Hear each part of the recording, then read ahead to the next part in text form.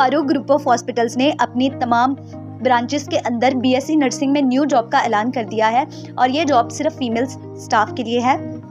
इसके लिए available branches में Farooq hospital DHA Lahore, Farooq hospital Westwood Lahore, Farooq hospital Allama Iqbal town Lahore, doctors hospital Lahore, Akhtar Saeed trust hospital. Eligibility criteria में आपके पास बीएससी नर्सिंग की डिग्री होनी चाहिए रिकॉग्नाइज्ड इंस्टीट्यूट से और इसके साथ वैलिड पीएनसी कार्ड होना चाहिए और रेलिवेंट आपके पास क्लिनिकल एक्सपीरियंस होना चाहिए हॉस्पिटल का और आपके पास एबिलिटी होनी चाहिए कि आप शिफ्ट्स के अंदर काम कर सकें और एसओपीज़ को फॉलो कर सकें। सैलरी पैकेज में 55,000 से लेकर 80,000 के दरमियान सैलरी प्रोवाइड की जाएगी on the base of your experience, आपके एक्सपीरियंस की बिना पे। और इसके अंदर आपके पास खाने की और हॉस्टल की फैसिलिटी जो है वो बिल्कुल फ्री है।